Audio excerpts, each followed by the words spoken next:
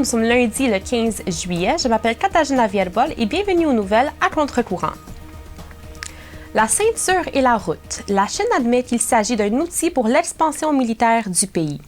Lors d'une rencontre des chefs militaires des pays du Pacifique Sud et des Caraïbes, le ministre chinois de la Défense, Wei Fenghe, a déclaré que la Chine veut approfondir sa coopération militaire avec ces pays dans le cadre de l'initiative Ceinture et route, connue sous le nom de Belt and Road Initiative. La coopération sera renforcée dans des domaines tels que la lutte contre le terrorisme, le maintien de la paix et les secours en cas de catastrophe afin de renforcer les échanges et la coopération dans le cadre de la BRI. Voici ce que Hanna Shen, notre correspondante à Taïwan, avait à dire. Cette déclaration du ministre chinois de la Défense est la première déclaration officielle montrant réellement ce qu'est l'initiative Ceinture et route. Cela montre que l'Armée populaire de libération est un outil important pour bâtir la nouvelle route de la soie. Les Américains nous en avertissent depuis au moins 2 ou 3 ans. Mais c'était une déclaration venant d'un autre pays. Maintenant, il a été officiellement reconnu que dans le cadre de l'initiative La Ceinture et la route, il doit y avoir une coopération dans le domaine militaire. La Pologne libère un espion chinois alors que le ministre des Affaires étrangères de la Chine visite le pays.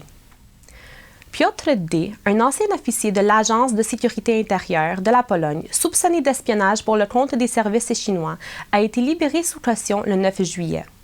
Il a été arrêté janvier dernier avec Wei Jin-wang, directeur de la filiale polonaise de Huawei.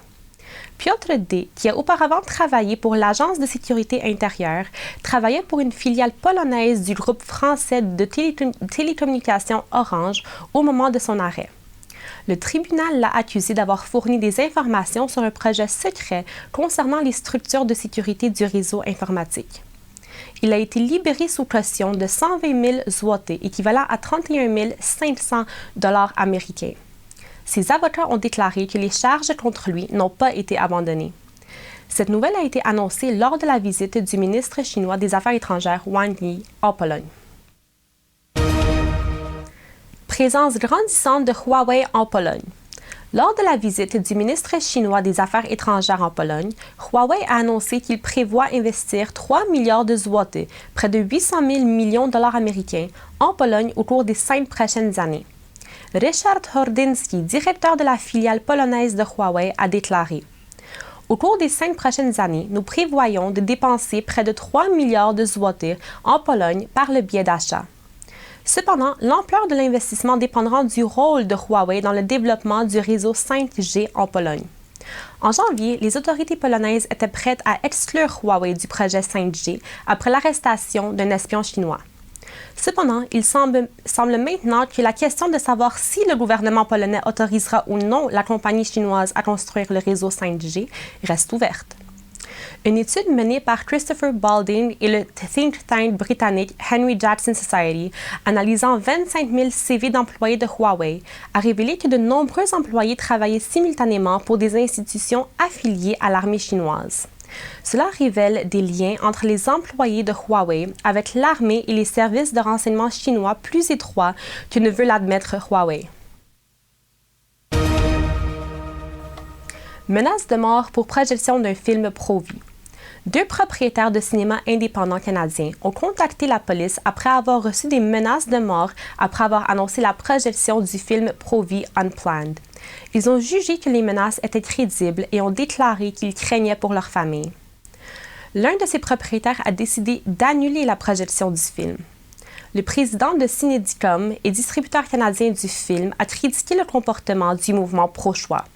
Je trouve ça ironique. Il parle de choix, pro-choix, pro-choix, pro-choix, mais il ne donne pas aux gens le choix d'aller voir le film. Le film est en salle de cinéma depuis le 12 juillet pour une semaine.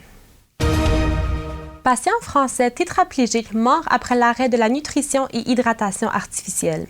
Vincent Lambert est mort 9 jours après la décision de la Cour de cassation de débuter l'arrêt de la nutrition et de l'alimentation artificielle. Lambert a subi une lésion cérébrale il y a 11 ans après un accident de motocycle qui l'a laissé paralysé.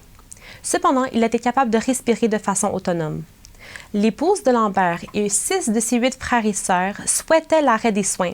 Cependant, ses parents s'y opposaient. La mère de Vincent Lambert, Viviane Lambert, s'est adressée devant le Conseil des droits de l'homme de l'ONU. Je vous adresse un appel au secours. Sans votre intervention, mon fils Vincent Lambert sera euthanasié par un médecin en raison de son handicap cérébral. Il est en état de conscience minimale, mais il n'est pas un légume. Lambert est décédé à l'hôpital le 11 juillet. Il avait 42 ans. Lettre à l'ONU dénonçant la Chine pour la détention arbitraire d'Ouïghours. 22 pays membres des Nations unies ont signé une déclaration commune condamnant le gouvernement communiste chinois pour la détention massive des Ouïghours et des membres d'autres minorités ethniques dans des camps dans la province du Xinjiang. Parmi les signataires se trouvent la Grande-Bretagne, la France, l'Allemagne, le Japon, l'Australie, la Nouvelle-Zélande et le Canada. Le document est adressé à Michelle Bachelet, la haut-commissaire des droits de l'homme. Les co-signataires de la lettre ont exprimé qu'ils sont préoccupés par les rapports crédibles faisant état de détention arbitraire ainsi que de surveillance généralisée et de restrictions ciblant particulièrement les Ouïghours et d'autres minorités dans le Xinjiang en Chine. Nous demandons à la Chine de respecter ses obligations internationales et de respecter les droits humains et les libertés fondamentales, y compris la liberté de religion ou de croyance au Xinjiang et partout en Chine. Le 21 juillet, des manifestations auront lieu dans le monde entier pour montrer la solidarité avec les Ouïghours. En Pologne, des manifestations de solidarité seront organisées par la télévision à contre-courant. Et c'est tout pour aujourd'hui. Merci de votre attention et à la semaine prochaine.